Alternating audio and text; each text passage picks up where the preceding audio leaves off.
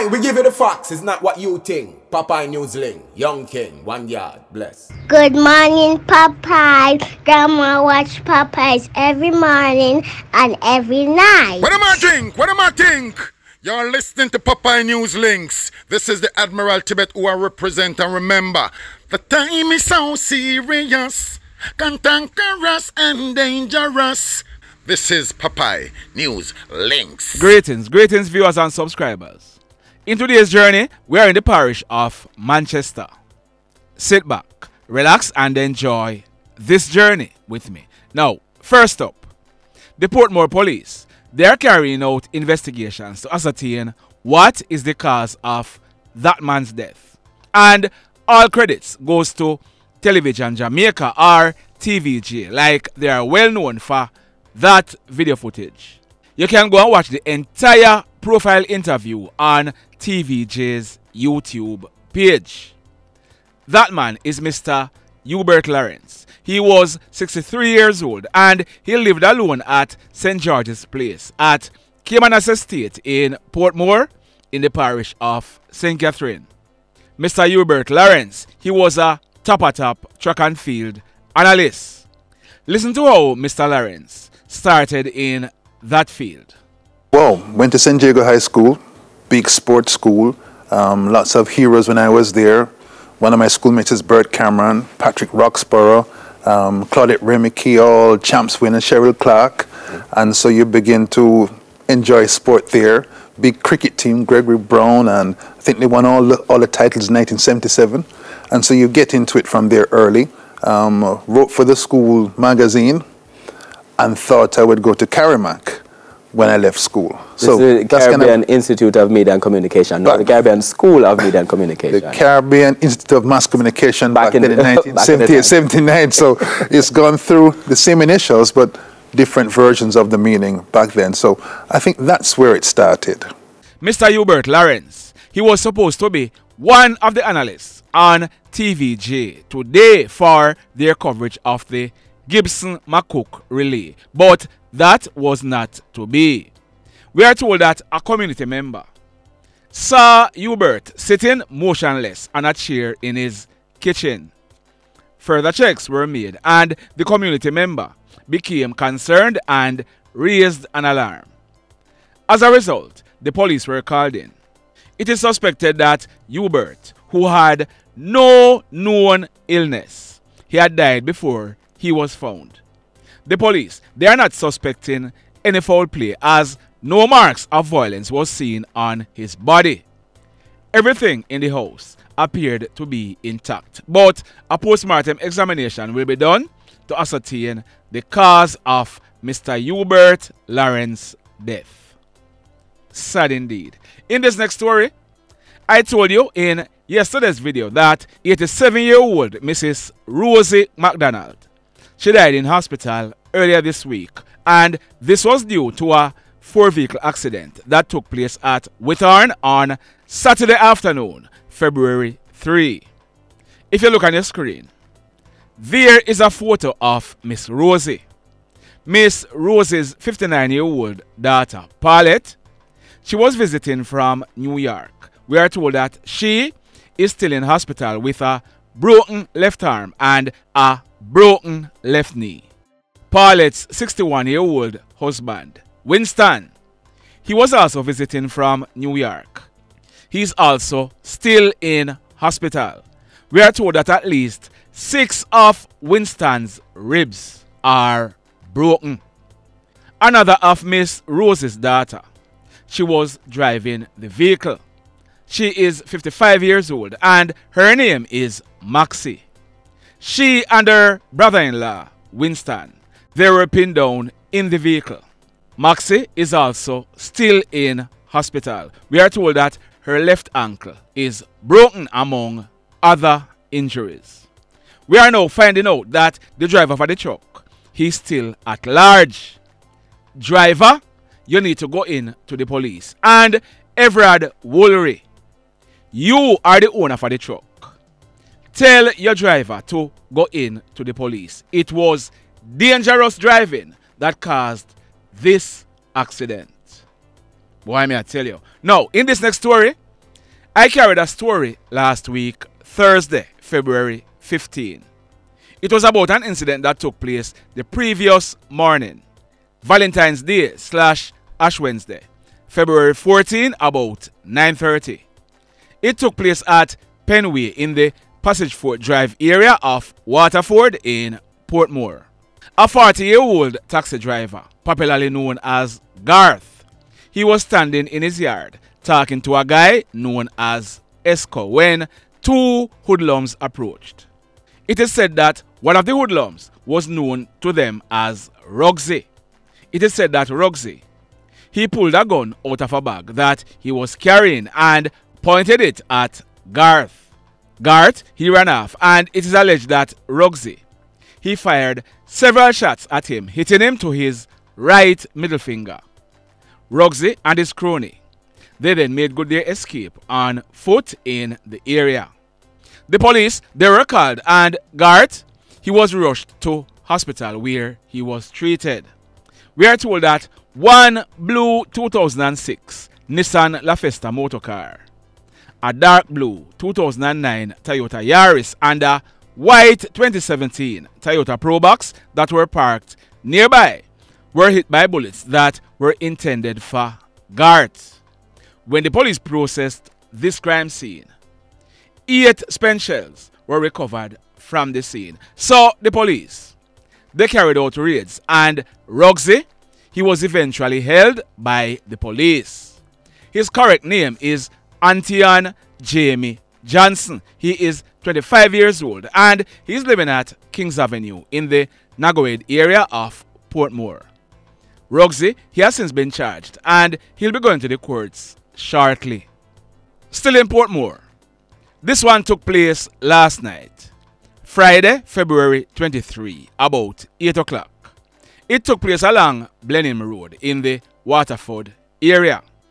The police, they are reporting that a team of police officers, they were out on bike patrol when they saw 3 guys standing along the roadway. The police, they are claiming that as they were approaching the 3 guys, one of them walked off, and this aroused their suspicion. The police, they are claiming that they went in pursuit of the guy who pulled a gun and pointed it at them. They are claiming that they took evasive action and opened gunfire at the guy who fell to the ground. The police, they are saying that he fell to the ground clutching a Glock 9mm pistol with the serial number intact. It was affixed with a magazine containing 17 rounds of 9mm cartridges. The police, they rushed with him to the Spanish Town Hospital where he was treated and admitted under police guard. The police and Indicom, they are carrying out investigations. And now, back to Western Jamaica mayhem. We are told that a round robin was being held at the One Stop Bar at Cunningham Drive in Granville, St. James last night, Friday, February 23, about some minutes after 7 o'clock. But that round robin, it came to an abrupt end. Hoodlums opened a barrage of gunshots at persons who were at the round robin. Luckily, no one was injured, but there were gunshot damage on various sections of the bar. It is believed that this was a reprisal attack for an incident that took place a little bit over an hour before this shooting incident. That incident took place almost 6 o'clock.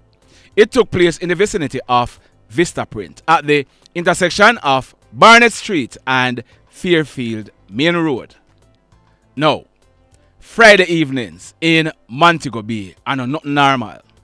So, can you imagine that you are driving along in traffic and when you look, you see 4 hoodlums in a car, all armed with M16 rifles, shooting at a man in our next car, and they ensured that the guy, he was dead before they left? Well, that is exactly what took place yesterday evening. That guy on your screen, his name is Akeem Edwards, but he was popularly known as Striker. Striker is 28 years old and he used to work as a car technician. He lived at Guns Drive in the Granville area of St. James.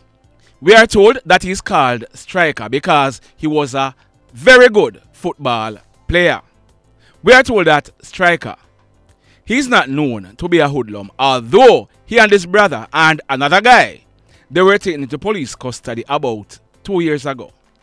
This is after an SLR rifle was found under the house where Striker used to live. It was found amongst some rocks. It is suspected that one of the 3 guys who were at the house, they were storing the gun for a well-known hoodlum in the area. Striker and his brother and the next guy, they were released by the police without being charged. Late yesterday afternoon, Striker, he was driving his 2011 Toyota Axio motor car along Marco Brown Road. Striker entered the lane that would take him to Granville when a white Toyota Axio motor car pulled up beside his vehicle. 3 hoodlums jumped out of the car. They were all armed with M16 rifles. They opened gunfire at Striker, who managed to drive off towards Granville direction. The 3 hoodlums, they jumped back into the Axio, and all 4 of them, to include the driver, using M16 rifles, they opened a barrage of gunshots at Striker. The Axio that Striker was driving, it crashed in a ditch, and the hoodlums, they drove away, making good their escape. From all indication, Striker, who was hit multiple times, he ended up dying on the spot. The police, they were called, and when they processed this crime scene, 25 spent shells were recovered from the scene, but we are told that over 40 bullets were fired at Striker. The mayhem. Now, in this next incident, this one took place last night, Friday, February 23, about some minutes after 10 o'clock. It took place in front of a shop at Guinea Drive in the Gutters area of Retirement in the parish of St. James. We are told that a group of guys, they were sitting to the front of a shop when hoodlums approached and opened a barrage of gunshots at them. The guys, they ran off in different directions, and the hoodlums, they made good their escape. When the shooting subsided, it was discovered that 2 of the guys who were in the group, they were shot. One of them is Garfield Grant, but he was popularly known as Jatty. He was 50 years old and he lived in the area. Jatty, he received a gunshot wound to his neck and he ended up dying on the spot. The other guy who was shot, we are told that he's in his late 20s and he's popularly known as Short G. He's suspected to have been the target of this attack. Short G, he received gunshot wounds to his right side and his right hand. We are told that Short G, he was able to drive himself to a medical facility where he was treated and admitted. His motor car was also damaged by bullets. When the police processed this crime scene, 22 M16 spent shells and 10.40 spent shells were recovered from the scene. The mayhem. So let me ask you something. Let me ask you something. Have you hit on the love button as yet? If you have not yet done so, remember to hit on it. Also, if you are over here watching our videos and you have not yet subscribed, hit on the subscribe button. As also, hit on the notification bell. Then click all, so that whenever we drop a new video, you will be one of the first to be notified. In the final story for today, and it is suspected that these 2 incidents, they were carried out by the same group of hoodlums. In the first incident, a 64-year-old Mason, he and his wife, they were fast asleep at their home at Bamboo Top in the Marchtown area of Hanover early yesterday morning. Friday, February 23, about 1 o'clock, when they were awoken by banging sounds on the door and persons shouting, "Police!" The hoodlums, they then kicked off the door and entered the room where the man and his wife were. We are told that about 8 hoodlums entered the house and about 5 more were outside. You hear what I just say? 8 hoodlums entered the house and about 5 more were outside. They were all armed with guns and they were dressed in army clothes. They demanded money and stole cash amounting to over 400,000 Jamaican dollars.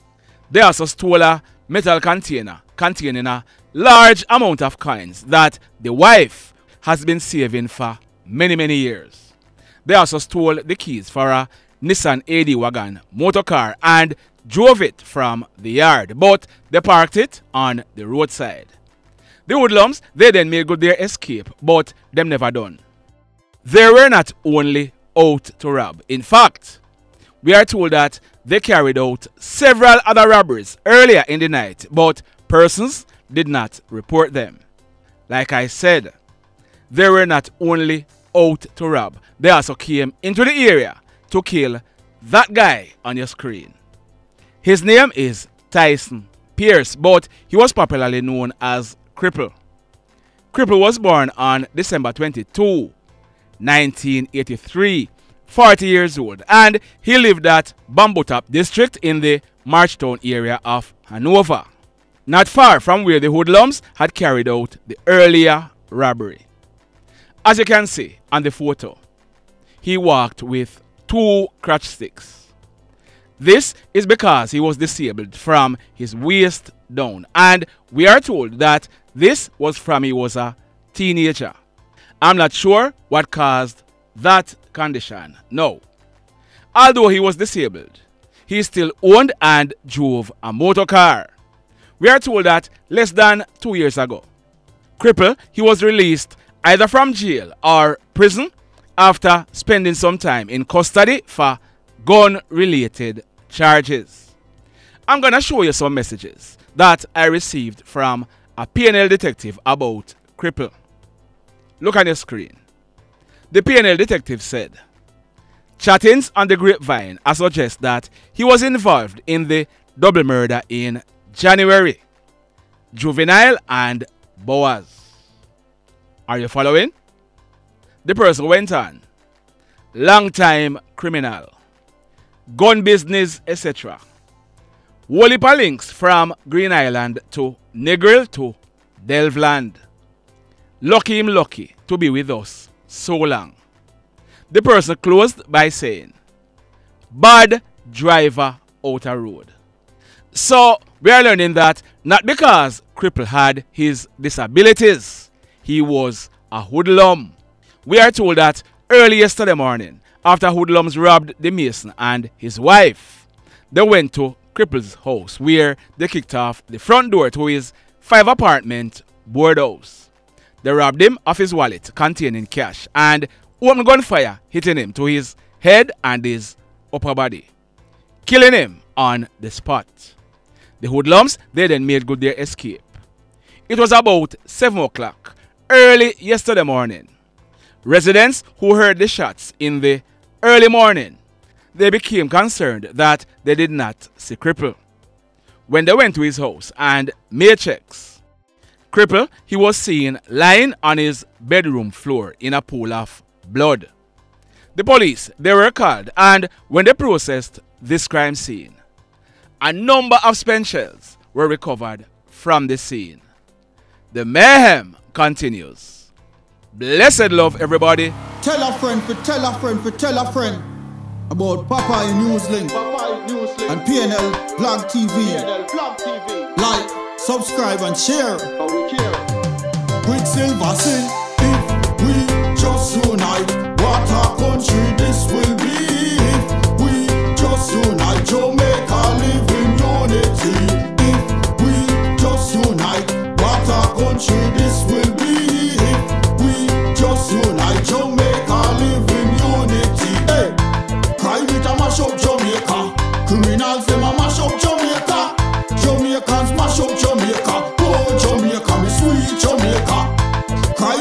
mash up Jamaica.